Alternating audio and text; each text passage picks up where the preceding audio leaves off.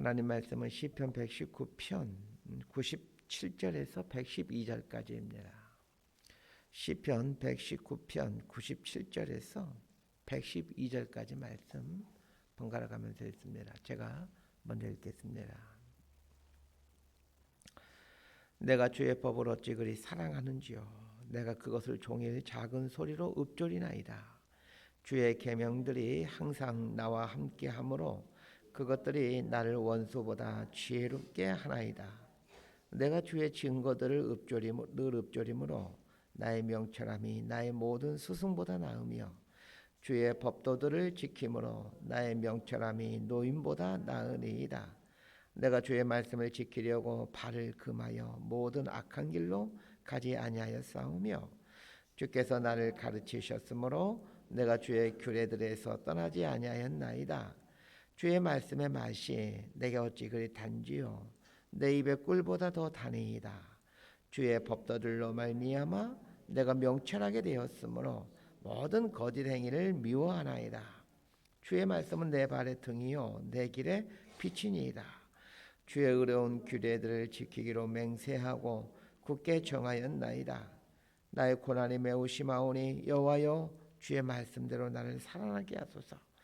여호와여 구하오니 내 입이 드리는 자원제물을 받으시고 주의 공의를 내게 가르치소서. 나의 생명이 항상 위기에 있사오나 나는 주의 법을 잊지 아니하나이다. 악인들이 나를 해하려고 올무를 놓았사오나 나는 주의 법도들에서 떠나지 아니하였나이다. 112절까지 함께 읽습니다. 주의 증거들로 내가 영원히 나의 기업을 삼았사오니 이는 내 마음의 즐거움이 됨이니이다. 내가 주의 율례들을 영원히 행하려고 내 마음을 기울였나이다. 아멘. 오늘은 히브리 알파벳 13번째 단락인 맴이라는 글자와 14번째 글자인 눈이라는 글자로 시작하는 단락을 공부하게 됩니다. 시편 119편의 저자가 물론 100% 확실하지 않지만 아마도 다윗일 가능성이 높다라고 누누이 말씀드려 왔습니다. 그리고 이 시의 배경이 다윗이 사울 왕에게 쫓겨 도망자의 삶을 사는 그 20대의 다윗이 20대일 때 쓴 시일 것이라는 것은 거의 확실합니다. 시편을 묵상할 때 시인이 처한 상황을 고려해서 이 본문을 읽게 되면 그 의미들이 새롭게 다가오게 됩니다. 자, 97절과 98절 말씀 함께 봅시다. 시작. 내가 주의 법을 어찌 그리 사랑하는지요. 내가 그것을 종일 작은 소리로 읊조리나이다. 주의 계명들이 항상 나와 함께하므로 그것들이 나를 원수보다 지혜롭게 하나이다. 다윗은 하나님의 말씀을 어찌 그리 사랑하는지요. 이렇게 고백하고 있습니다. 이것은 감탄사적인 표현입니다. 하나님의 말씀은 우리로 하여금 이렇게 감탄을 만들어내곤 합니다. 마치 젊은 남녀가 연애할 때 서로에 대하여 감탄하듯이 하나님의 말씀은 우리의 삶에 감탄을 줍니다. 다윗이 도망자가 되어 캄캄한 동굴 속에서 혹은 바위 틈에서 종일 생각하고 있는 것이 무엇입니까? 하나님의 말씀입니다. 다윗이 은거했던 엔게디는 유대 광야에 있습니다. 유대 광야에 가면 아무것도 없고 오직 흙과 바위산뿐입니다. 동굴과 바위 틈에서 늘 생각하고 있는 것은 하나님의 말씀입니다. 다윗은 광야에 있는 동안 하나님의 말씀과 사랑에 빠집니다. 삶이 아무리 고달퍼도 사랑에 빠진 사람은 행복하듯이 삶의 고난이 극심해도 하나님의 말씀과 사랑에 빠지면 고난을 이겨낼 수 있습니다. 전 여러분들이 하나님의 말씀과 사랑에 빠질 수 있게 되기를 소망합니다. 다윗은 먹을 것이 없는 광야에서 살았지만 하나님의 말씀을 양식 삼고 매일 묵상하는 삶을 살았습니다. 다윗이 하나님의 말씀에 대한 사랑 고백을 하는 것을 보면서 바른 신앙이 어떤 모습인가를 알게 됩니다. 신앙은 의무가 아니라 사랑이구나 라는 것을 알게 됩니다. 하나님의 말씀은 우리를 억압하는 의무가 아니라 사랑이라는 것을 깨달으셔야 됩니다. 처음에는 하나님의 말씀이 의무처럼 다가옵니다. 그러나 하나님을 알아가고 하나님의 사랑을 알아가다 보면 하나님의 말씀이 나를 향한 사랑의 고백드림을 알게 됩니다. 그런데 하나님의 말씀을 묵상하고 지키려고 할 때야 하나님의 말씀으로 사랑으로 깨달아지게 되는 것이지 그냥 교회 다닌다고 하나님의 말씀이 사랑으로 오지 않습니다. 97절 말씀처럼 내가 하나님의 말씀을 종일 묵상할 때에 98절 말씀처럼 주의 계명들이 항상 나와 함께하고 있다라는 것을 알게 됩니다. 내가 말씀을 가까이 하면 할수록 말씀이 나를 지켜줍니다. 우리의 인생은 참으로 연약합니다. 생각도 자기 중심적이고 안목도 아주 근시안적입니다. 그래서 우리는 실수하고 죄를 짓고 넘어지곤 합니다. 그러나 하나님 말씀은 그렇지 않습니다. 하나님 말씀은 역사를 주관하시는 하나님의 안목이고 완전하고 흠이 없는 전능자의 생각입니다. 그래서 하나님의 말씀을 묵상하면 그 하나님의 안목이 짧은 내 안목을 대신해 가게 되고 하나님의 완전함이 흠 많은 내 태도와 생각과 계획을 이제 대신해 가게 됩니다. 그래서 나로 하여금 멀리 보게 할 수 있도록 해주고 깊이 보도록 해주고 보다 온전한 길을 갈 수 있도록 해줍니다. 하나님의 말씀을 묵상하지 않으면 생각이 짧고 깊이 보지를 못합니다. 보이는 것에만 관심을 갖고 보이는 것만 보고 삽니다. 눈앞의 이익만 관심을 갖고 눈앞의 이익만 보고 살아갑니다. 그래서 무너지는 것입니다. 98절에서 하나님의 말씀이 나를 원수보다 지혜롭게 한다 이렇게 말하고 있습니다. 왜 원수보다 지혜롭게 한다 이렇게 표현했을까요? 지금 다윗의 상황에 있어서 다윗에게 있어서 원수는 다윗을 넘어뜨리려고 하고 죽이려 하는 사람들입니다. 이 사람들은 날마다 머리를 맞대고 다윗을 죽일 묘안들을 생각해내고 있습니다. 그들은 자신들이 갖고 있는 모든 자원을 동원해 가진 방법을 통해 다윗을 죽일 수 있는 방법들을 묘안들을 생각해냅니다. 반면에 다윗은 그들과 대응할 만한 힘도 없고 방법도 없습니다. 수많은 원수들의 악한 계략을 다윗은 이겨낼 수가 없습니다. 다윗이 이 사실을 깨닫습니다.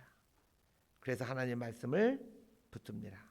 다윗을 죽이려 하는 사람들은 가진 모략과 술수를 동원하지만 다윗은 원수에 쓰는 모략과 술수를 쓰는 걸 포기합니다.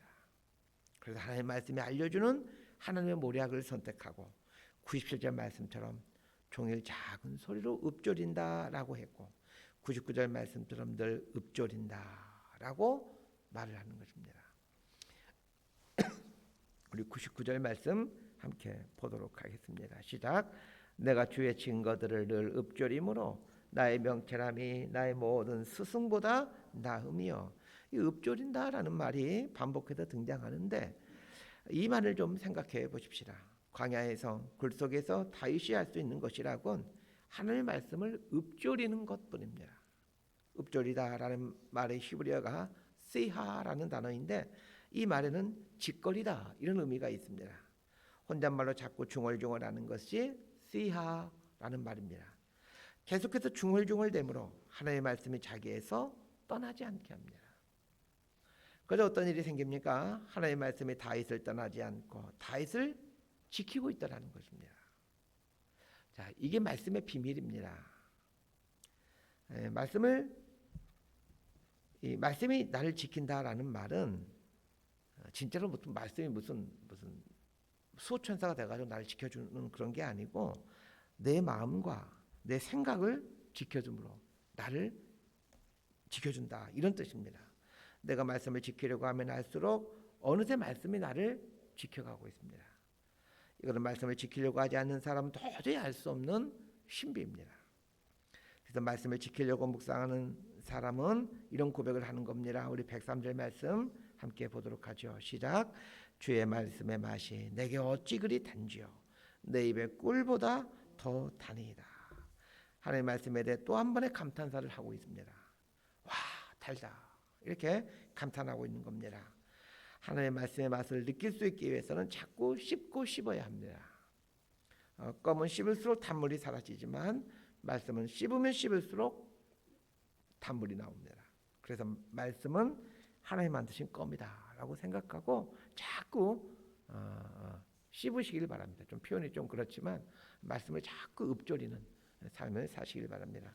우리 105절 말씀 함께 읽도록 합니다. 105절입니다. 시작. 주의 말씀은 내 발의 등이요 내 길의 빛이니이다. 하나님의 말씀은 발의 등이요 길의 빛이다 라고 말하고 있습니다. 자, 오늘 본문에 등장하는 등은 이 발에 달고 다니는 등을 말합니다. 당시 이스라엘 사람들이 밤에 물건을 들고 어딘가 가야 될 때는 뭐 손에 등을 들고 들 수 없으니까 발에 등을 달고 가게 됩니다. 또한 그 발에 등을 달게 되면 땅에 있는 독사와 같은 맹수로부터 자신을 보호하게 됩니다. 이렇게 한 발 한 발 내딜 때 깜깜하니까 잘못 들릴 수 있고 또 땅바닥에 독사나 이런 것들이 있는데 밟아 다칠 수도 있죠. 근데 발에 등을 달게 되게 되면 그 한 발 다음 스텝을 디딜 때 위험하지 않게 되는 거죠. 발에 다는 등은 그 다음번 발걸음을 안내해 준 역할을 합니다. 그렇습니다. 하나님의 말씀은 내 다음 인생 발걸음을 비추어 주므로 나를 안전한 곳에 발걸음을 딛도록 해줍니다. 발의 등은 내가 지금 당장 가야 될, 내가 지금 당장 해야 될 일들, 바로 앞에 있는 일들을 비추어 주게 되므로 뭘 어떻게 해야 될지를 알려주게 된다라는 말입니다. 이 발에 다는 등이 다음 발자국을 비추어주는 역할을 한다라면 길의 빛은 멀리 비추어주는 역할을 합니다. 자동차로 치면 상향등이라 할 수 있습니다. 우리 인생은 어둠 속을 걷는 것과 같습니다. 한 번도 가보지 않는 길을 사는 게 인생이지 않습니까? 그래서 인생이 앞에 보이질 않습니다. 한치 앞이 보이지 않는 어두운 길이 인생입니다. 가보지 않는 길은 다 어두운 길입니다. 인생이 앞이 보이지 않는 길이기에 대부분의 사람들은 많은 사람들이 가는 길을 선택합니다. 많은 사람들이 가는 길이 안전한 길이라고 생각합니다. 사람들은 그 길이 생명의 길이냐 사망의 길이냐를 중요하게 생각하지 않습니다. 많이 가면 옳은 길인 줄 알고 그 길 갑니다. 그러나 많은 사람이 간다고 옳은 길이 아닙니다. 생명으로 인도하는 길은 좁고 협착하지만 사망으로 가는 길은 넓은 길입니다. 생명의 길은 좁은 길이기에 매 순간 앞이 보이질 않습니다. 그래서 등이 필요하고 빛이 필요합니다. 하나님의 말씀이 발의 등이고 길의 빛입니다. 주의 말씀은 내 발의 등이요 내 길의 빛이니이다. 이 말을 통해 알 수 있는 것이 있습니다. 내가 처한 상황이 캄캄한 어둠이라는 것입니다. 캄캄한 어둠 속에 있을 때는 내 힘으로 헤쳐나가려고 해서는 안 됩니다. 빛의 인도함을 받아야 합니다. 그 빛이 하나님 말씀입니다. 우리 107절 말씀 우리 함께 보도록 하죠. 시작. 여호와여 나의 고난이 매우 심하오니 여호와여 주의 말씀대로 나를 살아나게 하소서. 다윗이 처한 상황이 이런 상황입니다. 고난이 매우 심한 상황입니다. 우린 다윗이 광야에서 어떤 고난 속에 있었는지는 구체적으로 정확히 알 수가 없습니다. 어쩌면 사울의 군대가 근처에 와 있는 상황인지도 모르겠습니다. 어쩌면 먹을 것이 없어 먹을 것이 다 떨어져서 다윗과 함께 있는 사람들이 지금 불평을 하고 있는지도 모르는 그런 상황입니다. 고난은 현실입니다. 그런데 하나님의 말씀은 추상적인 모습으로 존재하고 있습니다. 우리의 갈등이 이런 겁니다. 지금 내가 처한 상황은 현실인데 하나님의 말씀은 늘 추상적인 모습으로 존재한다는 것입니다. 그래서 종종 우리는 이런 말 하죠. 성경을 보면 밥이 나오냐 떡이 나오냐. 우리는 밥과 떡 같은 걸 원하지만 성경을 본다고 밥이 나오고 떡이 나오는 게 아닙니다. 자, 109절과 110절 말씀 함께 봅시다. 시작. 나의 생명이 항상 위기에 있사오나 나는 주의 법을 잊지 아니하나이다. 악인들이 나를 해하려고 올물러 왔사오나 나는 주의 법도들에서 떠나지 아니하였나이다. 다윗이 처한 상황은 항상 위기였습니다. 우리는 바쁘기 때문에 하나님 말씀을 묵상하는 걸 뒤로 미룹니다. 바쁘기 때문에 새벽에 일어나 기도하는 걸 미루죠. 잠이 더 중요하다는 것입니다. 그런데 다윗을 보십시오. 그의 삶이 항상 위기였습니다. 위기를 맞게 되면 사람들은 그 위기를 묵상합니다. 고난과 위기의 상황을 묵상할수록 우리의 마음은 불안해지고 조급해지므로 우리의 생각과 마음은 굳어져가고 우리 영혼은 죽어갑니다. 위기의 상황을 묵상하는 것이 나에게 아무런 도움을 주지 못합니다. 반면에 말씀을 묵상하면 내 마음이 살아납니다. 힘이 생기고 용기가 생깁니다. 왜 그렇습니까? 하나님을 바라보게 만들어주기 때문입니다. 말씀은 우리의 눈을 하나님을 향하도록 해줍니다. 어린아이들이 엄마를 볼 수 없을 때 두려워서 울게 됩니다. 우리도 마찬가지입니다. 하나님을 볼 수 없을 때 우리 영혼은 두려워하게 됩니다. 그러나 아무리 두려운 상황이 닥쳐도 하나님이 보이면 이겨낼 수 있습니다. 아무리 무서운 상황이 돼도, 어린아이가 아무리 무서운 상황이 돼도 엄마가 옆에 있으면 그게 무서워하지 않습니다.